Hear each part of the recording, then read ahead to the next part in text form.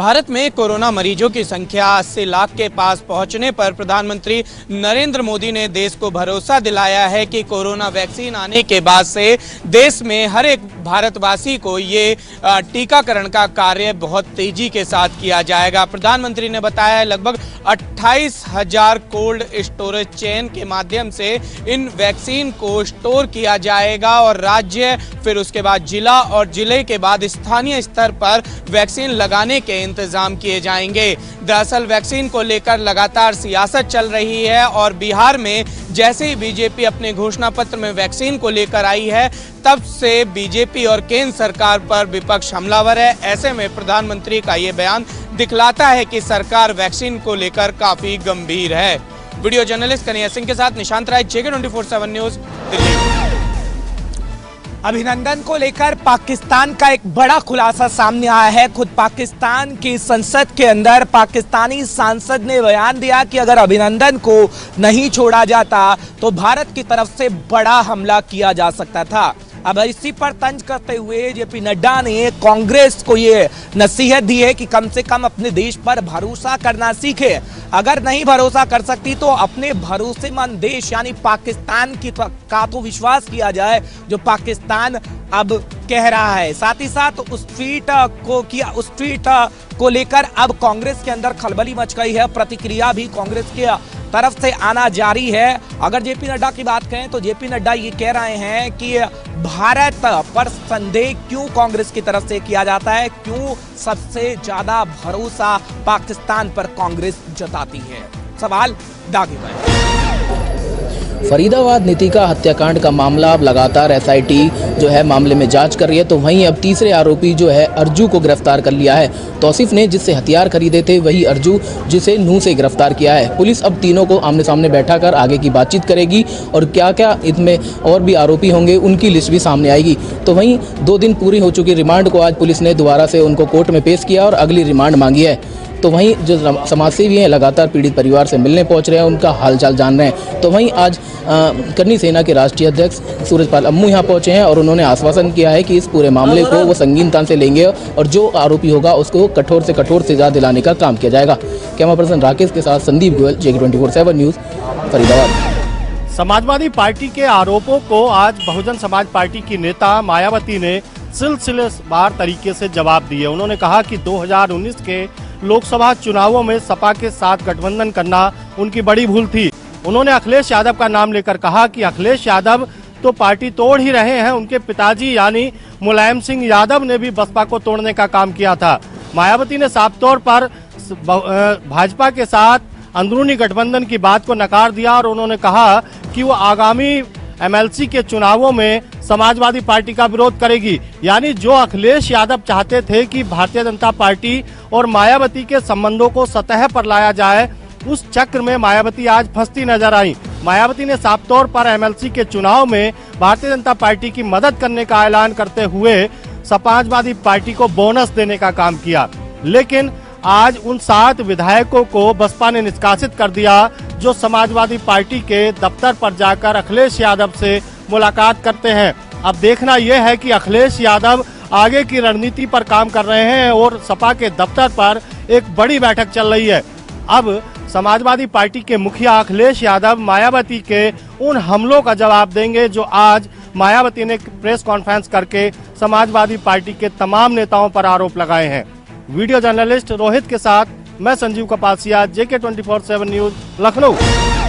अधिकारियों की लापरवाही के चलते एक बार फिर उत्तर प्रदेश की योगी सरकार की किरकिरी हो रही है। मुख्यमंत्री के गृह जनपद गोरखपुर में रेलवे अस्पताल के समाजवादी रंग में रंगने के बाद विवाद खड़ा हो गया। समाजवादी पार्टी ने रेल मंत्री से लेकर अधिकारियों तक इसका विरोध दर्ज कराया है। हालांकि इसका संज्ञान तुरंत लेते हुए रेलवे बोर्ड के अधिकारियों ने इस पर सीधी और सख्त कार्रवाई करने की बात कही है। लेकिन जिस तरह से मुख्यमंत्री के गृह जनपद में एक टॉयलेट को सियासी रंग में रंगने की जो घटना सामने आती है, वो ये दर्शाती है कि उत्तर प्रदेश में सियासत किस हद तक गिरती जा रही है। लखनऊ से वीडियो जर्नलिस्ट जुबैर अहमद के साथ अनूप त्रिपाठी, JK24/7 न्यूज। जिस तरीके से प्रदूषण बढ़ रहा है उससे ये कहा जाना बिल्कुल भी गलत नहीं है कि आने वाले दिनों में दिल्ली वासियों को भारी नुकसान उठाना पड़ सकता है। जिस तरीके से हरियाणा और पंजाब में पराली जलाए जाने पर जो धुआं दिल्ली पहुंच रहा है उससे दिल्ली वासियों को खासी परेशानी उठानी पड़ सकती है। आने वाले दिनों में दिवाली भी है जिसकी वजह से प्रदूषण की मात्रा में और इजाफा ही होगा। अभी AQI दिल्ली और उसके आसपास के इलाकों का बहुत ज़्यादा बढ़ गया है, कहीं 400, 450 के भी ऊपर चला गया है AQI, जिसकी वजह से लोगों को सांस लेने में दिक्कत हो रही है। अभी भी देखा जा सकता है कि धुएं की परत दिल्ली के ऊपर छाई रहती है। ऐसे में डॉक्टर और वैज्ञानिकों का ये मानना है कि आने वाले दिनों में कोरोना के मरीज भी और बढ़ सकते हैं। कैमरामैन विनय के साथ कपिल गौड़, JK24/7 न्यूज। राजधानी में कोरोना मामलों के आंकड़ों में अब बढ़ोतरी हो रही है और आंकड़ा 5,500 के भी पार जा रहा है। ये निश्चित तौर पर एक चिंता का विषय न सिर्फ दिल्ली सरकार के लिए है बल्कि स्वास्थ्य विभाग के लिए भी है।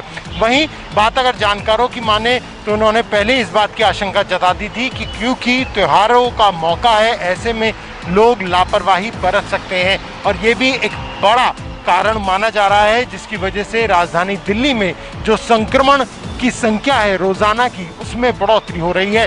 वहीं बात अगर दिल्ली के स्वास्थ्य मंत्री सत्येंद्र जैन की करें तो उन्होंने भी इस बात की आशंका पहले ही जता दी थी कि राजधानी में आने वाले समय में जो मामले हैं उनमें बढ़ोतरी हो सकती है और आंकड़ा रोजाना में करीब 14,000 तक जा सकता है।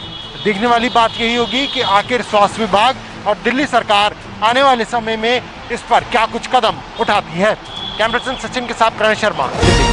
ये श्रीनगर में PDP ऑफिस की तरफ जाने वाला ये रास्ता है। फिरदौस दिखा रहा है यहाँ पे ये पुलिस की डिप्लॉयमेंट और उसके साथ साथ फिरदौस यहाँ लेफ्ट से राइट पैन करते हुए दिखाएगा कि पूरी तरह से यहाँ मीडिया है, यहाँ पुलिस है और उसके साथ साथ यहाँ पे अगर देखा जाए तो PDP के जो कारकुन हैं वो श्रीनगर के इस PDP ऑफिस आज सुबह आना तो चाहते थे लेकिन यहाँ से आगे उन्हें जाने की इजाज़त नहीं दी गई। साफ जाहिर है यहाँ पहुँचते उन्हें गिरफ्तार किया जा रहा था और जो भी PDP का कारकुन या लीडर यहाँ पहुँच रहा था तो उसे पुलिस गाड़ी में भर के लिया जाता था। इसके कारण अभी सरकारी तौर पे मालूम नहीं हुआ कि रीज़न क्या है, लेकिन हमारे पास जो खबरें मिल रही हैं उसके मुताबिक PDP को आज यहाँ से लैंड लॉ जो नया बना है उस पर एक जुलूस निकालने का उनने प्रोग्राम बनाया था, तो उसी जुलूस को रोकने के लिए माना जा रहा है कि ये सुबह सुबह कार्रवाई की गई। फिरदौस अहमद के साथ सनम एजाज, श्रीनगर, कश्मीर। गृह मंत्रालय की तरफ से जब से फैसला सुनाया गया है उसी वक्त से राजनीतिक पार्टियां लामबंद होती हुई नजर आ रही हैं, क्योंकि नेशनल कॉन्फ्रेंस भी लगातार लामबंद होती हुई नजर आ रही थी और उसके साथ ही साथ PDP की अगर हम बात करें तो उसने भी कल से ही धरना प्रदर्शन जो है वो शुरू कर दिया। कल जम्मू संभाग के अंदर पार्टी मुख्यालय में धरना प्रदर्शन किया गया और आज श्रीनगर में भी धरना प्रदर्शन किया गया, जहां पर कई नेताओं की गिरफ्तारियां भी हुई। और बड़ी खबर ये थी कि कुछ ही घंटों के बाद महबूबा मुफ्ती भी उन सारे नेताओं के साथ मुलाकात करने वाली हैं जिन नेताओं को गिरफ्तार किया गया था। और उससे भी बड़ी बात आप यहां पर यह समझिए कि अपनी पार्टी भी अब यहां केंद्र सरकार के खिलाफ लामबंद होती हुई नजर आ रही है, क्योंकि सबसे पहले जब धारा 370 और 35A को संशोधित किया गया था उसी वक्त से ही यहां पर अपनी पार्टी के जो वरिष्ठ नेता हैं वो मुख्यमंत्री के साथ साथ आपको ये बताते चले कि प्रधानमंत्री से भी मुलाकात करते हैं और प्रधानमंत्री से वो बात कर जब जम्मू कश्मीर का दौरा करते हैं तो उन्होंने कहा कि हमारी केंद्र सरकार के साथ बातचीत हो गई है, जम्मू कश्मीर की जनता के हकों को यहाँ बिल्कुल भी कुचला नहीं जाएगा, हनन नहीं होगा। यानी कहने का तात्पर्य ये था कि जमीन के साथ कोई छेड़छाड़ नहीं होगी और युवाओं की नौकरियों के साथ कोई छेड़छाड़ नहीं होगी। लेकिन आज अपनी पार्टी भी यहाँ पर धरना प्रदर्शन करती हुई नजर आई है, तो जाहिर तौर पर अब देखना यह है कि जम्मू कश्मीर के अंदर जो राजनीतिक पार्टियां हैं वो किस तरह से लामबंद हो गई हैं और आने वाले समय में गृह मंत्रालय की तरफ से क्या कुछ फैसला निकलकर सामने आता है। लेकिन सबसे बड़ा खामियाजा अगर किसी को यहाँ पर भुगतना पड़ सकता है तो वो है भारतीय जनता पार्टी, क्योंकि भारतीय जनता पार्टी जब सत्ता में काबिज हुई थी तो उन्होंने बड़े बड़े दावे और वादे भी यहाँ पर किए थे आम जनता के साथ कि जमीन को लेकर कोई भी छेड़छाड़ नहीं की जाएगी। LHDC लेह के इलेक्शन के खत्म होने के बाद एक बार फिर लद्दाख में जिस तरह से एपेक्स बॉडी की जानिब से लेह के अंदर एक मूवमेंट शुरू किया था लद्दाख को कॉन्स्टिट्यूशनल सेफगार्ड प्रोटेक्शन के हवाले से, 6 शेड्यूल के हवाले से वो मूवमेंट अब एक बार फिर तूल पकड़ रही है, क्योंकि LHDC के इलेक्शन के खत्म होने के बाद एक बार फिर मीटिंग का सिलसिला एपेक्स बॉडी ने शुरू किया है। अब इस बार एपेक्स बॉडी और सभी की नजर कारगिल के अंदर है, क्योंकि लद्दाख की दोनों जिलों की बात करें, लेह से और एक आवाज और कारगिल से अलग आवाज आ रही थी। अब जो है कारगिल की पॉलिटिकल पार्टीज और सोशल रिलीजियस ऑर्गेनाइजेशंस आने वाले वक्त में किस तरह की स्ट्रेटेजी और प्लानिंग के साथ अपने बयान सामने लाता है, ये देखने वाली बात है। जगह 24/7 के लिए लद्दाख से मोहम्मद साहब। गुजरात के आज बहुत ही बड़े दिग्गज नेता केशुभाई पटेल और 2 बार सीएम रह चुके ऐसे नेता का आज देहांत हो गया है। गुजरात में राजनीति में एक शोक की लहर छा गई है और बहुत सारे लोग चाहने वाले उनके गुजरात में थे, उनको भी शोक का माहौल यहाँ पे बन चुका है। यहाँ पर ऐसी बात है कि 92 साल की उम्र में और लंबी बीमारी के बाद में आज सुबह में बहुत बीमार होने की वजह से उनको अस्पताल में भर्ती किया गया, जहां पे ये भी पाया था कि उनको सांस लेने में तकलीफ हो रही थी, उनको हार्ट की डिजीज थी और साथ ही साथ में लंग्स भी खराब हो चुके थे, जिसकी वजह से उनकी देहांत हो चुके हैं। यहाँ तक कि केशुभाई पटेल का सफर बेहद ही रोमांचक रहा है। वो राजनीति में 2 बार सीएम रह चुके हैं और साथ ही साथ में प्रधानमंत्री नरेंद्र मोदी, जो कि प्रधानमंत्री बनने से पहले उनके पांव छूके ही गद्दी संभाली थी। बहुत बड़े नेताओं के, वो राजनेताओं के गुरु भी रह चुके हैं और लोग उनको मानते थे, लोगों के काफी चाहक रह चुके हैं और वैसे नेता आज जाने की वजह से शोक पसर गया है। मैं कैमरामैन वसीम मलिक के साथ में महिपाल सिंह राठौर, JK 24/7 न्यूज़ गुजरात। मध्य प्रदेश में आगामी 3 नवंबर को विधानसभा की 28 सीटों पर उपचुनाव है। कई नेताओं के वीडियो अभी तक वायरल हो चुके हैं। हाल ही में पूर्व मुख्यमंत्री दिग्विजय सिंह का वीडियो वायरल हुआ है, जिसमें वह ग्वालियर के सपा प्रत्याशी रोशन बेग से कांग्रेस के समर्थन में बैठने की बात कर रहे हैं, लेकिन रोशन बेग ने अपना नामांकन वापस नहीं लिया है। अब देखना ये है कि आने वाले चुनाव में कांग्रेस को कितनी सीटें मिलती हैं। कैमरामैन सुरेंद्र के साथ सुभाष श्रीवास्तव, JK 24/7 न्यूज भोपाल।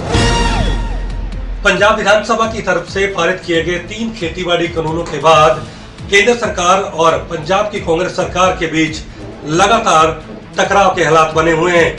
केंद्र सरकार ने जहां पंजाब के अंदर ट्रेनों का संचालन पूरी तरीके से रोक दिया है, तो वहीं आज पंजाब भवन के अंदर सभी किसान संगठनों और पंजाब के मंत्री समूह की एक बड़ी बैठक जो है वो होने वाली है।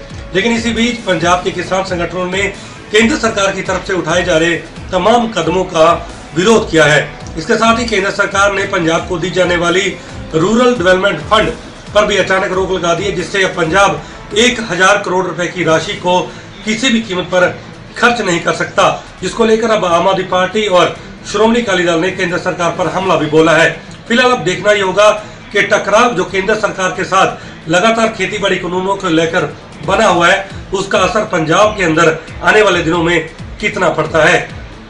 Navdeep Chhabra, JK 24/7 News, Chandigarh. उत्तराखंड के मुख्यमंत्री त्रिवेंद्र सिंह रावत को माननीय उच्चतम न्यायालय से बड़ी राहत मिली। उच्चतम न्यायालय ने उत्तराखंड हाईकोर्ट के उस फैसले पर रोक लगा दी है, जिसमें कहा गया था कि मुख्यमंत्री त्रिवेंद्र सिंह रावत पे एक पत्रकार द्वारा लगाए गए आरोपों की CBI जांच होगी। उत्तराखंड हाईकोर्ट के इस आदेश की वजह से 2 दिन से लगातार राज्य की सियासत में तूफान आया। सरकार भी परेशानी में पड़ गई थी और तमाम विपक्षी पार्टियां उसके खिलाफ लामबंद हो गई थी और मुख्यमंत्री से नैतिकता के नाम पे इस्तीफा मांग रही थी। सरकार ने आनन फानन में उच्चतम न्यायालय में केस LP दाखिल की और इस मामले में राहत की गुहार लगाई और आज उत्तराखंड सरकार को उच्चतम न्यायालय से राहत भी मिली। इससे लगता है कि उत्तराखंड की सियासत में जो तूफान आया था, उच्चतम न्यायालय के इस आदेश के बाद शायद ये थम जाए। लेकिन चुनावी साल की ओर जैसे जैसे उत्तराखंड सरकार बढ़ रही है, वैसे वैसे विपक्षी पार्टियों का हमला है सरकार पे तेज होता जा रहा है। कैमरामैन संजीव शर्मा के साथ JK 24/7 के लिए देहरादून से धीरेन्द्र। छत्तीसगढ़ के मुख्यमंत्री भूपेश बघेल मरवाही दौरे में निकल चुके हैं। आज मरवाही में होने वाले उपचुनाव को लिए 3 सभा को संबोधित करेंगे। लगातार मुख्यमंत्री जो है अलग अलग जगहों पर जाकर के चुनाव प्रचार करेंगे। इसके साथ में एक तरफ तो मुख्यमंत्री, तो दूसरी तरफ छत्तीसगढ़ के पूर्व मुख्यमंत्री और BJP के राष्ट्रीय उपाध्यक्ष डॉक्टर रमन सिंह भी नजर आएंगे। एक तरफ जो है वो बीजेपी के लिए प्रचार करेंगे। तो दोनों के बीच में जो है आज जो दिग्गज जो नेता है वो मरवाही में चुनाव सभा को संबोधित करेंगे। आपको बता दें, कांग्रेस ने पूरी तरीके से मरवाही में उपचुनाव के लिए जाल बिछा जो है 50 से अधिक विधायक जो है वहाँ पर लगे हुए हैं। इसके साथ में ही सांसद और कई जो बड़े नेता हैं पूरी तरीके से अपनी ताकत जो है मरवाही में झोंक दी है। एक तरफ, दूसरी तरफ बीजेपी भी पूरी तरीके से जी जान लगा करके इस सीट के लिए जो है वो लगी हुई है। तो इस तरीके से आज जो बीजेपी और कांग्रेस के जो बड़े बड़े दिग्गज नेता है वो मरवाही पे नजर आएंगे और अपने अपने प्रत्याशी के लिए चुनाव प्रचार करेंगे। कैमरामैन किशन साहू के साथ शंभू राही, जगह 24 न्यूज़, रायपुर।